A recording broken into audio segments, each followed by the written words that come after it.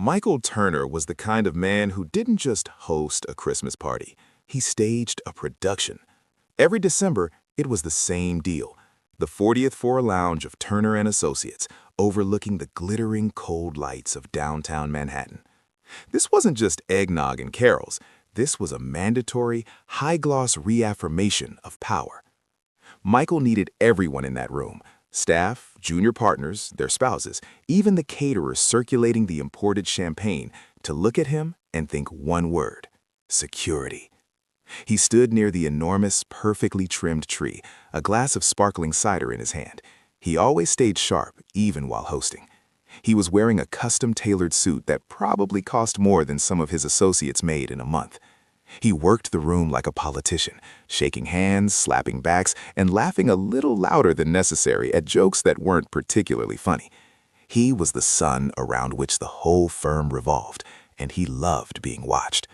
He loved the confirmation that he had earned this authority, this wealth, this view. What Michael didn't know was that his carefully constructed empire was about to crumble. And if you want to see how one whisper can destroy everything, make sure you're subscribed, because this story takes a dark turn you won't see coming. But tonight, the smile was getting harder to hold up. Lately, when he looked in the mirror, he didn't just see a successful man. He saw a successful man balancing on a very slick tightrope, 40 stories above the street. The market had turned viciously. His big real estate venture in Chicago had evaporated into smoke and lawsuits, and Michael was leveraged to the hilt. The only thing keeping the structure from collapsing was the belief, the pure, unadulterated image, that Michael Turner was too big to fail. If that image cracked, if the firm's partners, or worse, the banks, got wind of the true state of his balance sheet, it would be over in a New York minute. The party was humming along. The jazz trio was swinging softly, the expensive canapés were disappearing, when Anna Brooks finally slipped in. Anna was Michael's executive secretary. She'd been with him for 7 years, which in the high-turnover world of finance was practically a lifetime. 7 years of handling his schedule, filtering calls, knowing exactly which shade of blue pen he preferred, and most importantly, knowing where everything was. She was the quiet engine of the office, rarely noticed beyond her function, utterly indispensable. She wasn't one for big entrances. Tonight she wore a simple, elegant black dress that didn't draw attention, and she moved through the crowd with the practiced ease of someone trying not to spill anything on the expensive carpet. Anna made her way toward the center of the room, where Michael was holding court with the head of the trading floor. It was customary. Everyone gave the boss a quick hug and a Merry Christmas. Michael braced himself for the usual pleasantry, already pivoting his attention to the next person in line. She reached him, and he leaned down slightly, ready for the quick, formal embrace. Her arms went around him, a brief professional contact. But as she pulled back, she didn't release him completely.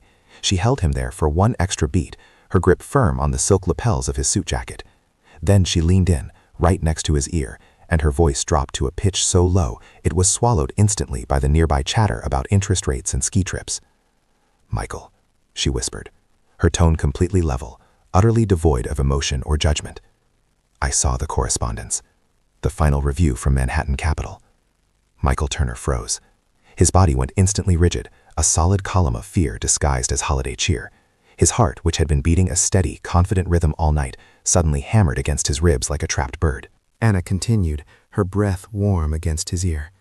"The one about the collateral schedules, the notices marked final review that were forwarded to your private folder this afternoon? I saw them before the server archived them." The practiced, perfect smile felt like it was cracking right down the middle. For a split second, the glittering room dissolved into a dizzying rush of panic. He kept his hands lightly on her shoulders, maintaining the pose of a benevolent boss receiving seasonal wishes, but inside, he was screaming. He couldn't say anything. He just tightened his jaw, trying desperately to keep the smile plastered on, praying no one noticed the sudden, alarming stillness that had taken over his frame. If you were already hooked by this power play, hit that like button, because Anna's next move is even more calculated, and you need to see where this goes. Just a few feet away, sipping a weak whiskey sour and trying desperately to look like he belonged, was Daniel. Daniel was a junior partner, low on the totem pole, easily overlooked. He was drowning in his own small-scale financial woes, student loans, a leaking roof, the whole 9 yards. He was insignificant enough that Michael barely noticed him on a Tuesday morning, let alone at the Christmas party. But Daniel noticed everything. He was a professional observer of office politics and social dynamics. He saw the precise moment Michael's shoulders went rigid. He saw the fraction of a second where the light in Michael's eyes dimmed, right as Anna whispered something to him. Daniel didn't hear the words, but he recognized the strange, suspended silence between them, a moment that broke the flow of the party. He registered the oddity, filed it away as Boss looked momentarily terrified, and went back to pretending to be fascinated by the ice in his glass. Anna stepped back, her expression neutral, completely detached, as if she had just told him she had ordered more toner cartridges. "Merry Christmas, Michael," she said, just loud enough for the people nearby to hear. Then she turned and headed straight for the buffet table, focusing intently on the shrimp cocktail. She had delivered the bomb, and now she was getting dinner. Michael took a slow, agonizingly deep breath, forcing the blood back into his face.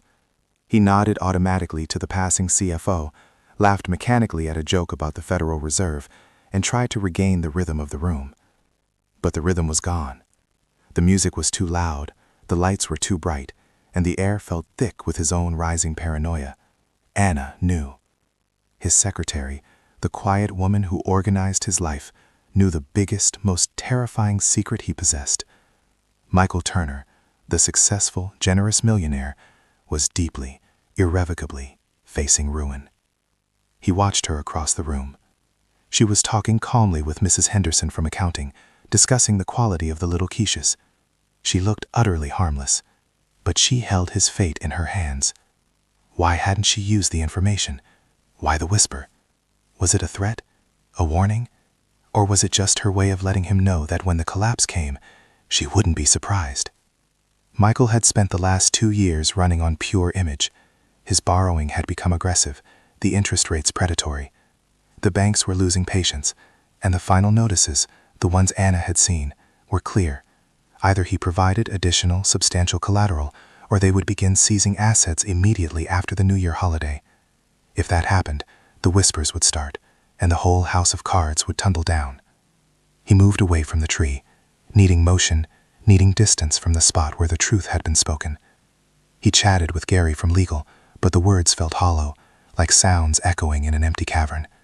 He kept glancing at Anna, then glancing at the door, half expecting a messenger with a final, devastating legal notice to crash the party. He poured himself a heavy glass of scotch, something he rarely did in public, and tried to focus on projecting absolute, unwavering confidence. He was just starting to feel like he had his equilibrium back, the shock receding slightly, when he saw it. A simple manila folder. It was sitting on a small mahogany side table near the overflow bar, right next to a half-eaten plate of gingerbread cookies. It was just a folder, the kind that might contain last year's holiday budget or a staff roster. But this one was thick, slightly crumpled, and had a very specific, slightly greasy sheen that Michael recognized instantly. It was the material that had been couriered over earlier that morning, meant for his secure office safe. He had specifically told Anna to shred the duplicate copies and file the originals immediately in the locked cabinet. How did it get there? Had someone moved it? Had Anna placed it there? Accidentally? Or was this the next silent stage of her strange, terrifying warning? He stiffened again, the scotch suddenly tasting like ash and panic. He tried to walk casually toward the table, but he felt like he was moving through thick water, every step measured and agonizingly slow. The folder wasn't labeled Michael Turner's imminent financial ruin, but the corner of one document was peeking out, slightly visible beneath the flap. It was a letterhead he knew intimately, Manhattan Capital Trust, and underneath that, a bold underlined header, Collateral Schedules, Immediate Review. It was damning. It was proof. It was his deepest secret lying exposed next to a plate of cookies at his annual performance review. Michael reached the table and scooped up the folder with a quick, decisive movement, trying to look like he was merely tidying up after a busy day. But it was too late. Several people were nearby. Mrs. Henderson, who had just finished her quiche discussion with Anna, was looking right at the folder. And Daniel, the observant junior partner, wasn't looking at the folder. He was staring, wide-eyed, at the sheer, unconcealed terror on Michael's face. No one shouted. No one pointed. The information, the mere sight of that letterhead and that header, was absorbed silently, like ink on blotting paper. And this is where things get absolutely insane. So if you haven't liked this video yet, do it now, because what Anna does next will blow your mind. Michael tucked the folder under his arm, forcing a jovial, "Just some late paperwork, always something, even on Christmas." But the forced cheer sounded pathetic, even to his own ears. The atmosphere shifted completely, and this time it was palpable. The conversations didn't stop, but they shortened. The laughter died down entirely.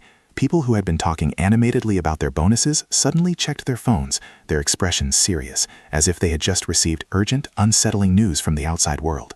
The buzz of the party was replaced by a low, anxious hum. Michael continued his rounds, shaking hands, but the contact was different now. The hands he shook felt colder, quicker to withdraw. Fewer eyes met his. They seemed to be looking past him, focusing on the distance, or perhaps just at the expensive fabric of his suit, calculating how much it might fetch at auction. The departure started sooner than planned.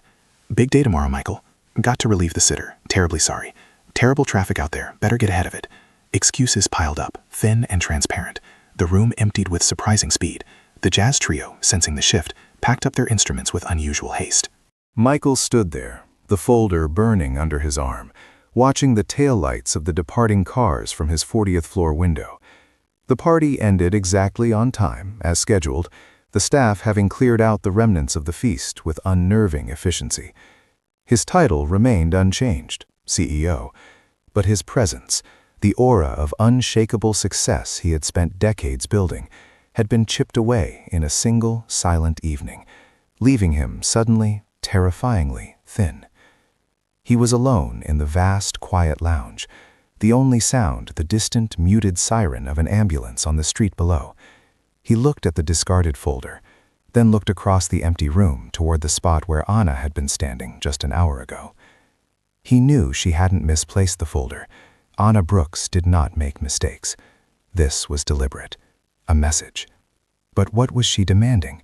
And how many others had read the silent message of the letterhead before he had managed to hide the evidence? He walked slowly back to his office, the folder still clutched tightly against his side. The office was dark, save for the single lamp on his massive mahogany desk. He sat down heavily in his leather chair, the silence of the room amplifying the ringing in his ears. He opened the folder again, just to stare at the black ink and the menacing dates. Repayment due, January 5th. Collateral seizure process begins, January 6th. He heard a slight rustle. He looked up. Anna was standing in the doorway, holding her simple code. "I just wanted to make sure everything was locked up, Michael," she said, her voice calm and professional, as if she were reporting on the status of the coffee machine. "Anna," he managed, his voice hoarse. "The folder, how did it get out there?" She didn't apologize. She didn't explain an oversight. She simply met his eyes, and there was a flicker of something there he couldn't name. Pity, perhaps, or calculated neutrality. "I don't know, Michael," she said. "But you know how things get moved around at a large gathering. I'll make sure the office safe is closed properly before I leave." She took a step closer, walking toward his desk. He watched her approach, feeling completely exposed, stripped bare of his authority. She stopped in front of the desk, not meeting his eyes now, but looking at the folder spread out before him. "You need a plan, Michael," she said quietly. "A real one.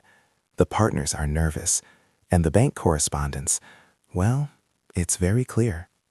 "What do you want, Anna?" he whispered, the question tasting like surrender. "Money? A promotion? Why tell me this way?" She finally lifted her gaze, and her expression was surprisingly soft. "I don't want anything, Michael. I just want the firm to survive. I have a mortgage too, and I saw the documents. You don't have enough liquid assets to cover the shortfall." She paused, then added, her voice dropping to that same low whisper from the hug. "What are you talking about?" "The offshore accounts," she stated simply. "The ones you set up through the Cayman branch 5 years ago. They aren't tied to the firm's collateral agreements. They are personal, and they are still substantial." Michael felt a fresh wave of panic, quickly replaced by a cold, calculating hope. Those accounts were his emergency parachute, his ultimate secret. They were supposed to be untouchable. How could you possibly know about those? He demanded. Anna just smiled faintly. I manage your life, Michael. I pay the annual maintenance fees. I also happen to notice that the only reason you haven't transferred those funds back yet is because of the tax implications. But that's a small price to pay to save the entire firm, isn't it?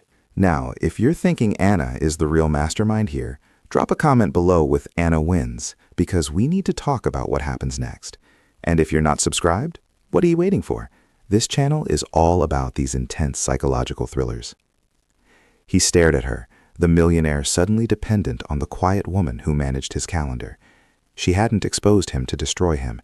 She had exposed him to force his hand.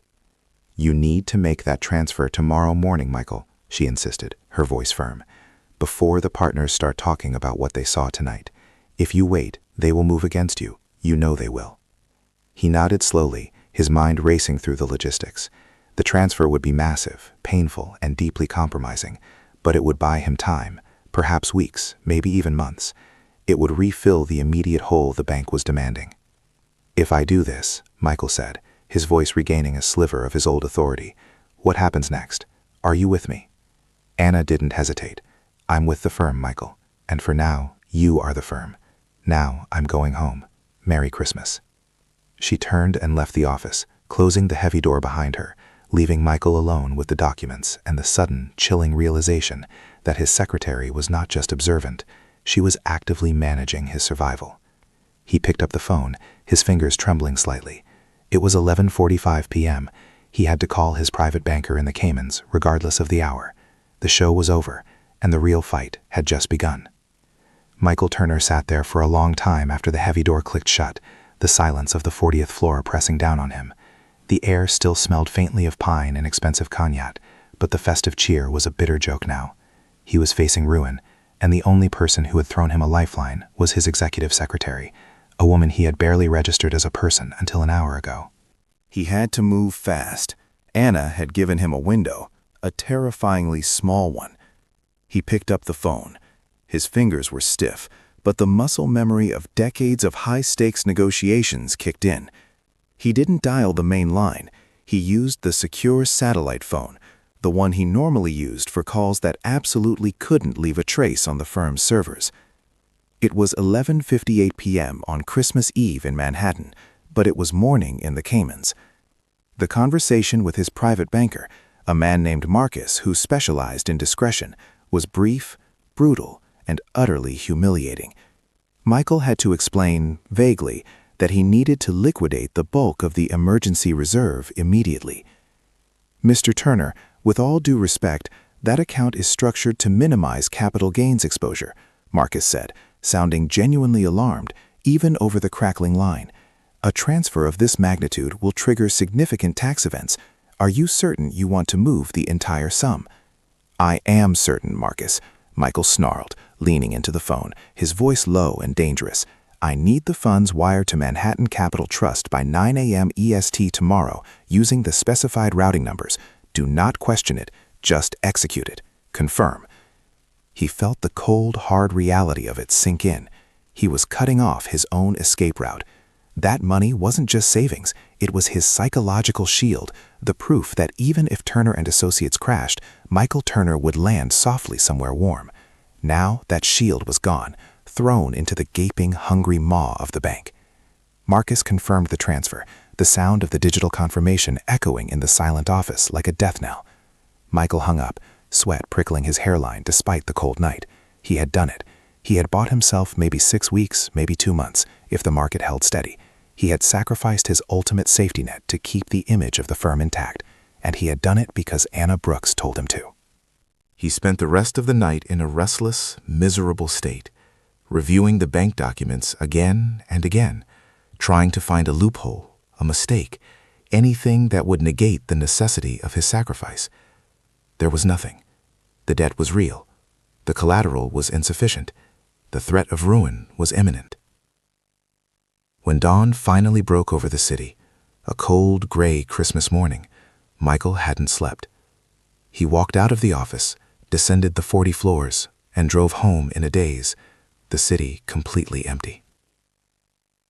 The Christmas holiday passed in a blur of hollow formality. Michael went through the motions with his family, the forced cheer, the expensive gifts, but his mind was 40 stories up, locked in a battle with Manhattan Capital and the silent, watchful woman who knew his secrets. The real test came on January 2nd, the first day the market opened in the new year. The moment Michael walked onto the 40th floor, the shift in the atmosphere was immediate and heavy. The air was thick with professional anxiety, but underlying it was a new tension, a cold calculation. The partners were waiting. Michael maintained his composure, walking straight into the morning meeting with his usual brisk authority. He even managed a joke about holiday indigestion, but the jokes landed flat. Tom Peterson, the CFO, a tall, bony man who rarely smiled, spoke first. He didn't mention the party, the folder, or the strange, hurried departures. He addressed the elephant in the room with cold, clinical precision. "Michael," Tom began, adjusting his glasses, "we received confirmation this morning of a substantial capital injection into the operational accounts. It was unexpected, given the recent liquidity reports." Michael leaned back in his chair, projecting an image of calm control he certainly didn't feel. "Yes, Tom, I executed a personal capital transfer, a restructuring of assets to ensure absolute stability going into the first quarter. Proactive management, nothing to worry about." "Proactive," Tom repeated, the word tasting like ice. "That's a significant sum, Michael. It appears to have settled the immediate concern regarding the collateral review with Manhattan Capital." "Precisely," Michael said, nodding curtly. "But it raises questions," interrupted Gary, the head of legal, who had been chatting with Michael when Anna delivered her bomb at the party. Gary was usually Michael's cheerleader, but today his face was tight. "The source of the funds, Michael. We need to ensure that personal assets of that size, transferred in such haste, are fully compliant with our internal governance, especially since the firm is currently involved in several high-profile litigation cases." They weren't asking where the money came from. They were asking why Michael had waited until the last possible second, and why the firm's official books hadn't reflected those assets previously. They were circling. Michael knew he couldn't afford to look weak. "Gentlemen, the funds came from a private, diversified trust. It was always intended as a backstop. I chose to deploy it now to send a clear message to the market.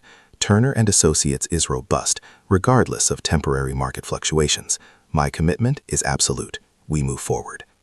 He used the word "we" heavily, trying to pull them back into the fold, reminding them that their fates were intertwined with his. But the trust was gone. The partners were looking at him not as their leader, but as a compromised asset. The meeting ended without a vote of no confidence, but the atmosphere was poisonous. Michael had survived the morning, but the silent, mutual suspicion had taken root. Michael's new reality was defined by Anna Brooks. She had always been his gatekeeper, but now she was his co-pilot, navigating the firm through a minefield she had helped lay. Their interactions were a carefully choreographed dance of power and pretense. In front of others, the partners, the junior staff, Anna was the perfect invisible secretary, fetching coffee, organizing files, and speaking only when spoken to. But when Michael called her into his office, the dynamic flipped. "The internal reports are circulating faster than I anticipated," Anna said one afternoon, standing before his desk, holding a slim beige file. She never sat down unless specifically told to, a habit that now felt less like deference and more like a sign of her independence.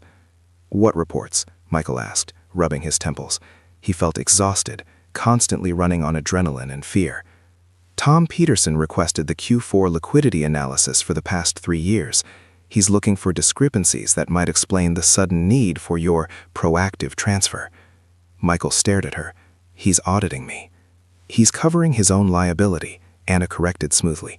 "He's worried that if the firm goes under, his reputation will be tied to your financial management. He needs to show the board he tried to find the leak." "And what should I do?" Michael asked, the question tasting bitter. He hated having to ask her, but she was the only one with a clear view of the battlefield. "You need a distraction," Anna said, tapping the beige file. "Something big, something that confirms the faith you just showed by sacrificing your personal funds. I suggest we push the acquisition of that Houston property portfolio. It's high risk, but it will dominate the headlines and force the partners to focus on future growth, not past mistakes. Michael looked at the file. The Houston deal was massive, requiring even more leverage, even more risk. Anna, that deal is contingent on a 6-month financing window. We don't have that kind of time, and the banks will be tighter than ever now. We won't tell them about the financing window, Anna stated, her eyes sharp. We announce the intent, push the press release, and schedule an emergency board meeting to approve the due diligence funds. If the partners vote against the deal, they look weak, lacking faith in the firm's direction, right after you made a multi-million-dollar commitment. They're trapped. It was brilliant, cold, Machiavellian, and perfectly timed. Michael felt a surge of grudging admiration, mixed with a deep, unsettling fear of the woman running his life. You understand the risks, Anna, Michael said, his voice low. If this deal falls through, or if the market reacts badly to the announcement, we are done. The alternative, she countered, her voice dropping, is that Tom Peterson calls a special board meeting next week to discuss your leadership. This is a gamble for survival, Michael. You told me you wanted the firm to survive. This is how we do it. He nodded, defeated. Draft the press release. Make it sound aggressive. High confidence. Already done, Anna replied. I'll have the initial documents on your desk in 30 minutes. She turned to leave, then paused at the door. One more thing, Michael. Daniel in junior partner development, he's asking too many questions. Daniel, Michael scoffed. He barely knows where the bathroom is. What could he possibly know? He was standing very close to you at the party, Anna said simply, and he's been spending too much time near the IT department, asking about server archive logs. He's trying to connect the dots about the correspondence you received from Manhattan Capital. Michael felt a chill run down his spine. Daniel, the insignificant little man drowning in his own debt, now poking around in the foundations of Michael's empire. Keep him away from the server room, Michael ordered, and if he finds anything, I want to know immediately. Anna nodded. Consider it handled. Daniel was indeed digging. He couldn't shake the memory of Michael's face that night, the sheer, naked terror instantly masked by forced joviality. He hadn't heard Anna's whisper, but he had seen the reaction, and he had seen the folder. Daniel wasn't a shark, he was a minnow, but he was a desperate minnow. His own financial situation was deteriorating rapidly. The student loan company was calling daily, and the bank was threatening foreclosure on his small apartment in Queens. He needed a win, a lifeline, or at least leverage. He had started his career believing in Michael Turner's vision. Now he only saw a colossal fraud waiting to happen. If he could prove that Michael had acted improperly, or even better, that he had jeopardized the firm through secret dealings, Daniel might be able to parlay that knowledge into a promotion, a bonus, or perhaps even a quiet payoff to keep him silent. He had been discreet, using the cover of Researching Past Mergers to justify his queries to the IT staff. He was looking for anything related to Manhattan Capital that might have been deleted or archived quickly around the time of the Christmas party. What Daniel didn't know was that Anna was watching his every move, not through surveillance, but through the flow of paperwork and the subtle requests for access codes. One Tuesday afternoon, Daniel finally got a hit. A junior IT tech, eager to please a senior partner, showed him a log of files that had been flagged for priority deletion right after the holidays. Most were mundane, but one stood out. A series of internal memos from the legal department, dated December 22nd, discussing potential exposure related to collateral valuation. The files themselves were gone, but the log was proof that the legal team had been panicking right before Michael's massive, sudden transfer. Daniel felt a jolt of triumph. He had confirmation. He was right. Michael Turner was in deep trouble, and the partners were being misled. He knew he couldn't take this to Tom Peterson or Gary. They were too close to Michael, and if the firm survived, Daniel would be crushed. He needed to go to someone outside, someone with real power who could benefit from Michael's downfall. He thought of the bank, Manhattan Capital, but he had no direct proof, only logs and suspicion. He decided his best route was to try and find the source of Michael's vulnerability, the person who held the key. He started watching the firm's hierarchy, focusing on who spent the most time in Michael's office and who seemed to anticipate Michael's needs with unnerving accuracy. It didn't take long for him to realize that the center of the firm's universe wasn't Michael, it was Anna Brooks. He watched her move through the office, always calm, always efficient. She was the one who controlled the flow of documents, who rescheduled the partners' meetings, who filtered Michael's calls.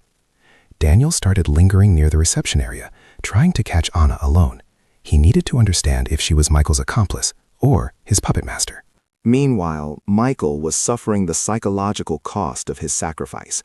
The Houston acquisition announcement had bought him a week of good press and forced the partners to temporarily quiet down. But the firm was still leveraged, and now Michael had no personal buffer left. He was literally betting everything on the success of a high-risk real estate deal. He felt like a prisoner in his own office, constantly reliant on Anna's intelligence.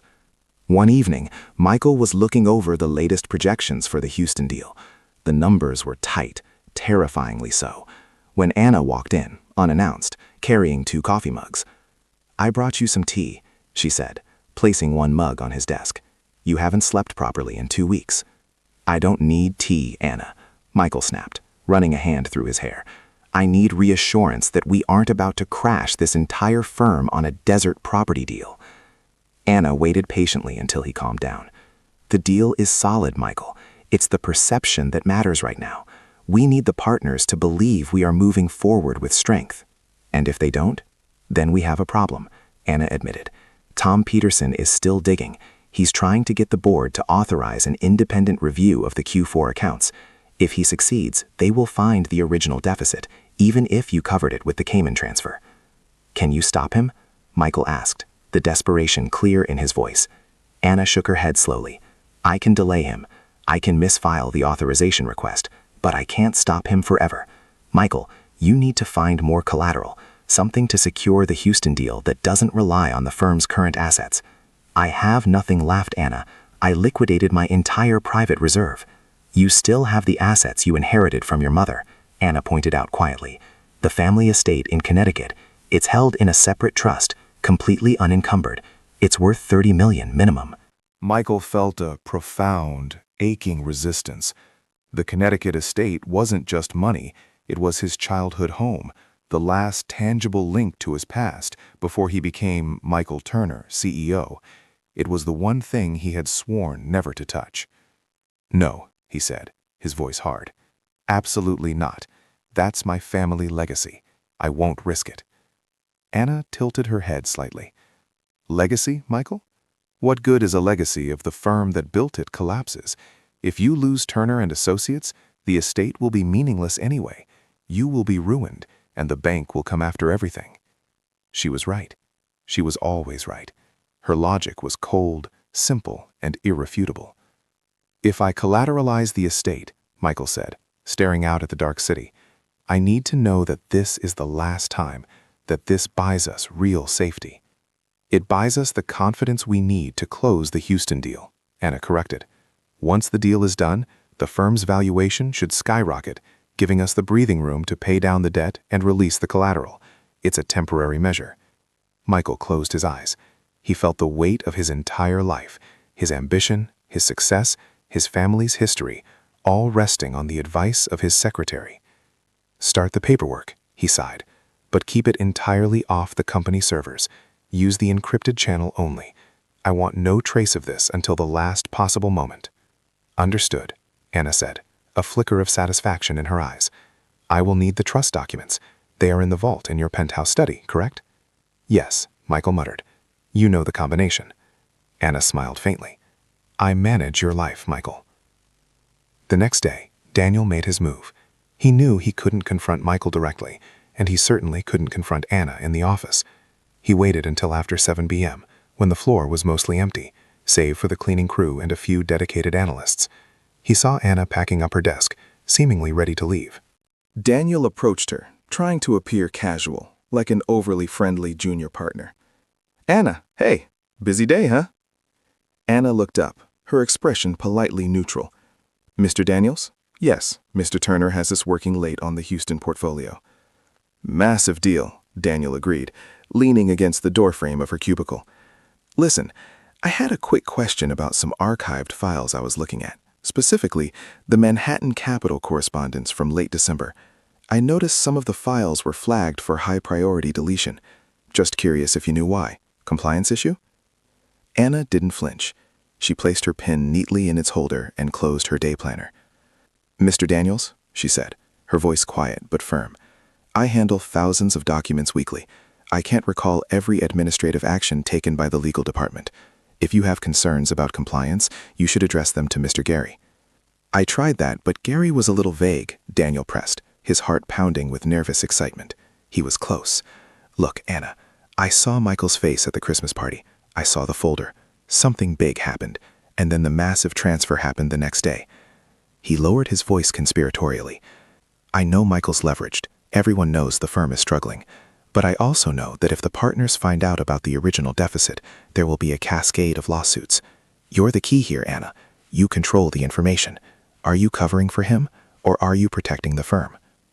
Anna looked him straight in the eye, and Daniel saw the true intelligence behind the quiet facade. "I am protecting my job, Mr. Daniels," she stated simply, "and the jobs of everyone who works here." "I'm looking for the same thing," Daniel said quickly, "a little security. I've got some serious debt myself. If I could maybe help you manage some of the more sensitive information regarding the collateral, I think we could both benefit from a quiet partnership." He was offering a bribe, cloaked as an alliance. Anna paused, considering him. Daniel waited, breathless. He felt like he was playing a high-stakes poker game he didn't understand. Finally, Anna nodded slowly. "I appreciate your concern for the firm, Mr. Daniels. However, Mr. Turner is currently in a very delicate negotiation phase. Any sudden movements could jeopardize the entire Houston deal, and by extension, the firm's stability, including your own employment." She stood up, pulling on her coat. "If you want to help the firm, Mr. Daniels, you need to be professional and quiet. Go home. Focus on your work. Do not ask any more questions about archived files or Manhattan Capital. Is that clear?" It was a warning, sharp and precise. Daniel felt the adrenaline drain out of him, replaced by a cold sense of failure. He had pushed too hard, too fast. "Understood, Anna," he mumbled, stepping away from her desk. "Good," she said, picking up her bag. "And Mr. Daniels, I noticed you haven't filed your expense reports for December yet. They were due last Friday. Please have them on my desk first thing tomorrow morning. Mr. Turner hates delays on administrative tasks." The instruction was mundane, but the tone was anything but. It was a subtle flex of her power, a reminder that she knew exactly where his weaknesses lay, even the small ones. She could trip him up on the simplest paperwork if she wanted to. Anna walked past him and headed toward the elevator, leaving Daniel feeling small and completely exposed. He realized he hadn't just been rebuffed, he had been assessed and dismissed. He looked at his watch. He still had time to go home and try to organize the pile of receipts he had been avoiding. He was back to being insignificant, but now he had a dangerous secret and a very powerful, quiet woman telling him to sit down and shut up. The next few weeks were a blur of intense activity, all orchestrated by Anna. The press release about the Houston portfolio was a success, driving the stock price up marginally and silencing the partners' immediate grumbling. Michael signed the documents collateralizing his family estate, the pen feeling like a dagger in his hand. Anna handled the delivery of the documents, ensuring they went straight to the bank's most discreet legal team, bypassing the firm's internal legal checks entirely. He was safe, for now, but the cost was immense. He was living under a constant, crushing pressure, knowing that one wrong move, one bad market day, could wipe out not just the firm, but his entire personal history. He often looked at Anna now, not with affection, but with a complex mix of dependence and resentment. She had saved him, but she had also revealed the complete fragility of his supposed authority. She knew he was a paper tiger. The collateral from the estate gave the firm enough leverage to secure the financing necessary to move forward with the Houston acquisition's due diligence. The plan was working, but it was moving too slowly. One Friday morning, Anna came into Michael's office holding the telephone receiver away from her ear. "It's Marcus from the Caymans," she whispered. "He says the bank auditors are asking very specific questions about the source of the recent large transfer. They suspect the funds originated outside the corporate structure." Michael felt the blood drain from his face. "They're linking my personal transfer to the firm's balance sheet? They can't do that." "They can if they suspect fraud or money laundering," Anna corrected, her eyes wide with genuine alarm this time. "They are looking at the timing. Michael, if they subpoena those private records, the entire house of cards falls. The partners will see the original deficit, and they will see that you sacrificed your private, untaxed funds to cover it up. The bank was closing in. The temporary safety net had lasted less than a month. Michael gripped the edge of his desk. Tell Marcus to stonewall them, claim client privilege, tell him to use every legal maneuver available. Anna nodded, relaying the instructions in terse, low tones. When she hung up, she turned to Michael, her face grave. We need to act now, Michael. We can't wait for the Houston deal to close. We need to force the partners' hands before the bank exposes us. They need to believe in the success so deeply that they won't even look at the books. How? Michael demanded, his voice strained. We can't manufacture a profit out of thin air. No, Anna said, leaning in. But we can manufacture a crisis that requires their immediate, undivided attention, a crisis that forces them to double down on your leadership. We need to make them choose between backing you completely or watching the firm hemorrhage money and reputation. She paused, looking at the immense, glittering view of Manhattan. I have been compiling the data on Tom Peterson's recent trading activity, she said, her voice dropping to a near inaudible whisper. He's been making substantial, unauthorized short sales in the market, attempting to hedge against the firm's real estate exposure. He's been using the firm's proprietary algorithms to place personal trades. Michael stared at her. Tom Peterson, the CFO who was supposed to be auditing Michael, was secretly gambling with the firm's intellectual property. You found proof, Michael asked, a terrible, exhilarating hope rising in his chest. I have the logs, Anna confirmed, tapping a file she held discreetly against her side. If we present this to the board, Tom is finished. His actions will overshadow any questions about your own proactive financial management. It will look like Tom was the weak link, the one trying to sabotage the firm for personal gain. This was it, the ultimate, ruthless move. Michael would take down his greatest internal threat, cementing his position and buying the time he needed to close the Houston deal and save his family estate. It was monstrous, but necessary. Prepare the presentation, Anna, Michael ordered, a cold, predatory smile finally returning to his face. Call an emergency board meeting for Monday morning. The subject, immediate disciplinary action regarding unauthorized proprietary trading activity. Anna nodded, her expression unchanging. It will be ready, Michael. As she turned to leave, Michael called out, And Anna, what about Daniel? Did he stop asking questions? Daniel paused at the door. Daniel is quiet. He's focusing on his expense reports. But I saw him talking to Gary this morning, casually. They were discussing the new compliance policy. I think Daniel is still looking for a way in, Michael. He's not trying to help the firm. He's trying to save himself. Michael waved his hand impatiently. Focus on Peterson. Daniel is small fry. We deal with the shark first. He watched Anna leave, the file containing Tom Peterson's future under her arm. He felt a surge of his old power returning, but it was a synthetic power, completely dependent on the woman who knew every single one of his weaknesses. He was still in the cage, but now he felt like he had the keys to lock up his enemies. He just hoped Anna hadn't made copies. The emergency board meeting on Monday morning was held in a tension so thick you could carve it with a dull butter knife.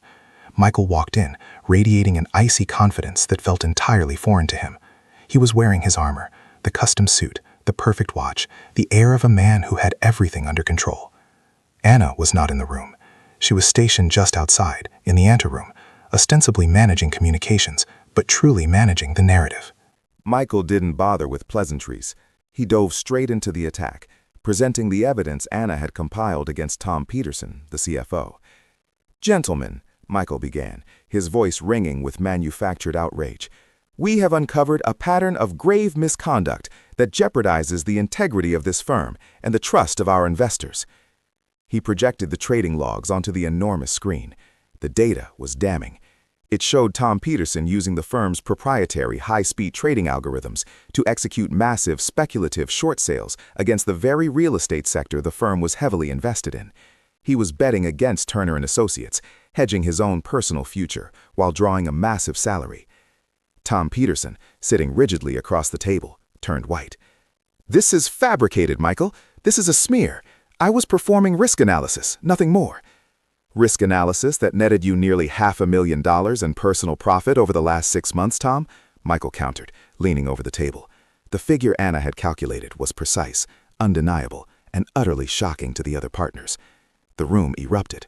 The partners, who had been circling Michael just days ago, worried about his solvency, now focused their collective fury on Tom.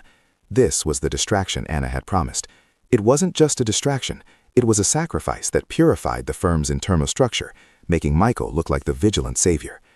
Gary, the head of legal, who had been particularly suspicious since the Christmas party, was the first to speak up. "If these logs are verified, Tom, you've not only violated every internal policy we have, but you've exposed us to severe regulatory penalties. This is gross negligence." The meeting lasted 3 brutal hours. Anna, from the anteroom, fed Michael notes and updates via encrypted text messages, guiding his responses, anticipating the partners' counterarguments. She was his eyes and his brain. By noon, it was over. Tom Peterson was escorted out of the building by security, his resignation immediate, his reputation ruined.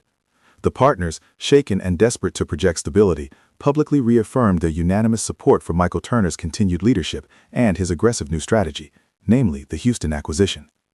Michael had won the battle. He stood alone in the boardroom after everyone had left, the adrenaline starting to wear off. He felt sick, triumphant, and completely hollow. He had just destroyed a man's career to save his own. But here's the twist. Michael thinks he's won, but Anna's been playing a completely different game. If you want more stories about manipulation and power dynamics like this, don't forget to subscribe so you don't miss the next one. He walked back to his office, the door clicking shut behind him. Anna was already there, clearing the tea mugs from his desk. "A clean sweep, Michael," she said, her tone businesslike. "The press release about Peterson's departure is ready. It will frame his actions as an isolated incident, confirming the firm's renewed focus on ethical growth." Michael sank into his chair. Did they buy it?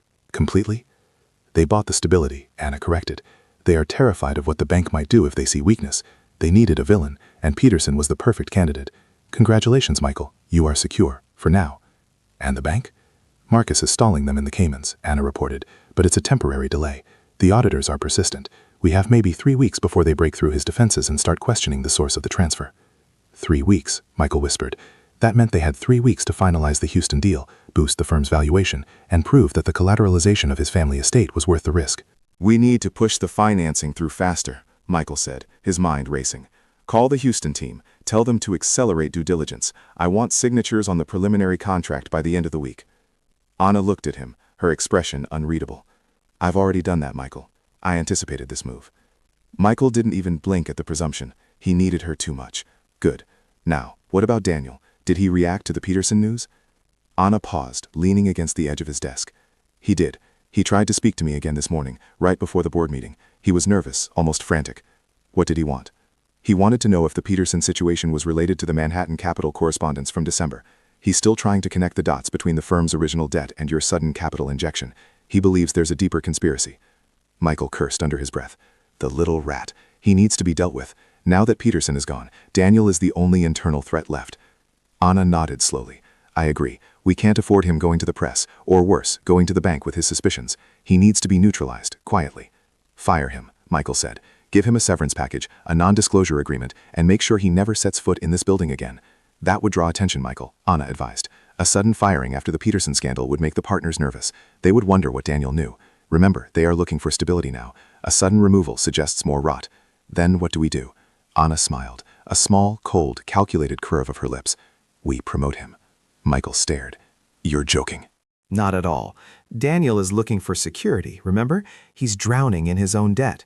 We give him what he wants, but we put him where he can do no harm. We promote him to Senior Analyst of European Investments. It's a significant title bump, a substantial pay raise, and it requires him to move to the London office immediately. Michael laughed, a short, sharp burst of cynical appreciation. Exile him to London? Brilliant, Anna. He gets the security he craves, and he's thousands of miles away from the New York books. Exactly, Anna confirmed. He leaves tomorrow. I've already drafted the offer letter and the transfer paperwork. The conditions are simple: immediate acceptance and a very strong non-disclosure agreement regarding all proprietary information encountered during his tenure in New York. Michael shook his head in amazement. You are truly remarkable, Anna. You had this entire sequence planned out, didn't you, from the moment you saw those loan notices? Anna simply met his gaze. I manage the risks, Michael. I always have. The next day, Daniel was stunned. He walked into Michael's office expecting a confrontation, maybe a quiet threat. Instead, he found Michael beaming, offering him a handshake and a prestigious promotion. "Daniel, your recent work has been exemplary," Michael lied smoothly, projecting the benevolent boss role one last time. "We need sharp minds like yours leading our expansion in Europe. London awaits." Daniel, overwhelmed by the sudden windfall, the salary increase would solve his mortgage problem immediately, signed the papers without reading the fine print. He barely noticed the severity of the NDA. He was too busy calculating how quickly he could pay off his student loans. He was gone by Friday, trading the cold, anxious atmosphere of the 40th floor for the cold, anonymous promise of a new life abroad. Michael had neutralized the final internal threat. With Peterson disgraced and Daniel exiled, Michael's grip on the firm seemed absolute. But internally, the relationship between Michael and Anna had transformed into a strange, intimate partnership built on shared secrets and mutual coercion. Michael was the face of the firm, the one who made the speeches and took the credit.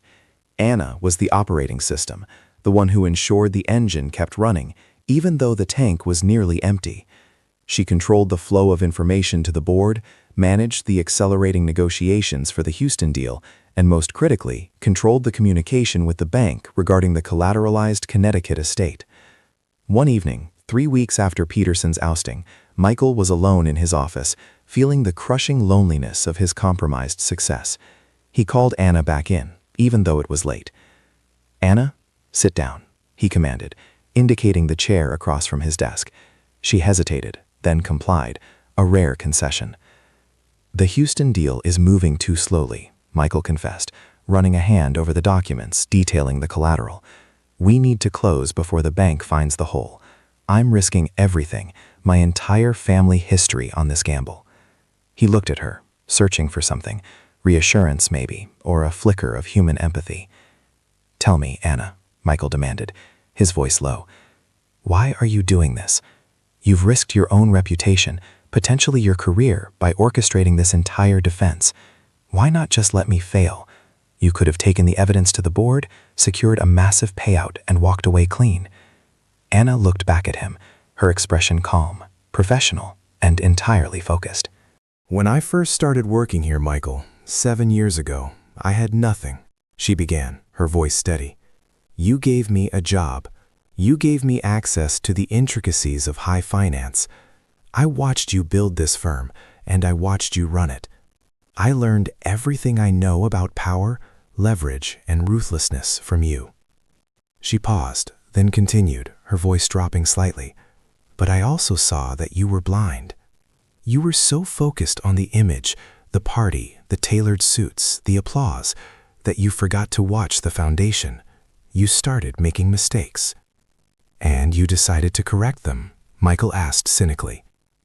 "I decided to manage them," Anna corrected. "When I saw the final notices from Manhattan Capital, I had a choice. Let the firm collapse, lose my job, and watch hundreds of people lose theirs, or I could step in and stabilize the structure. I chose to stabilize." She reached into her briefcase and pulled out a single thin document. It wasn't a bank statement or a trading log. It was a copy of the collateralization agreement for the Connecticut estate. "When you had me draft these papers, Michael, you gave me complete access to the trust details, the legal standing, and the valuation," Anna explained. "I ensured everything was handled discreetly, but I also ensured that the signatory requirements were updated." Michael leaned forward, a knot forming in his stomach. "Updated how?" Anna placed the document on the desk, sliding it toward him. "To ensure maximum security and to avoid any legal challenge from other partners or family members, I had the legal language include a specific temporary clause. During the period that the property is held as collateral for the firm's debt, the primary legal signatory authority for the trust requires not only your signature, but the signature of a designated non-partner executive to authorize any withdrawal or change in status." Michael stared at the document, his eyes scanning the dense legal jargon until he found the clause. It was there, discreetly tucked into the boilerplate language. It was technically true that adding a second signatory would protect the asset from hostile takeover attempts by the board.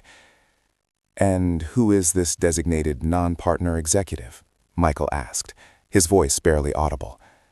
Anna's gaze didn't waver. "I am, Michael. Anna Brooks, I signed the document myself, as the witness and the designated executive signatory. Michael felt the cold, hard realization wash over him. She hadn't just saved the firm. She had taken control of his last, most valuable personal asset. She was now the co-signer on his childhood home. He couldn't fire her. He couldn't sideline her. And he certainly couldn't liquidate the estate to save himself without her explicit cooperation. This is the moment everything clicks. And if your jaw just dropped, mine did too when I first read this. Smash that like button if Anna just became your new favorite character, because honestly, this level of strategic thinking is unmatched. She hadn't asked for a promotion or a raise. She had taken true, undeniable, structural power. "You trapped me," Michael said, leaning back, the last vestiges of his authority crumbling away. "I secured the firm, Michael," Anna insisted, "and I secured my position within it. You are the CEO, the public face, the visionary, but I am the foundation. We are partners now, Michael, true partners. You need me to survive, and I need you to keep the structure standing." She stood up, collecting her briefcase. The brief moment of intimacy was over. The Houston deal requires aggressive action tomorrow morning, Anna said, returning to her professional tone. "We need to demonstrate absolute confidence to the market. I've scheduled a press conference for 10 a.m. You will announce that the deal is moving ahead of schedule thanks to the renewed stability provided by your recent financial restructuring." He was trapped, 40 stories above Manhattan, and the only person holding the keys to his cage was the one who managed his calendar. The game was over, and the new era had begun. So what do you think? Was Anna a hero who saved the firm, or a manipulator who destroyed Michael? Drop your thoughts in the comments. And if you loved this story, make sure you're subscribed with notifications on, because I've got more psychological thrillers coming your way. Thanks for watching, and I'll see you in the next one.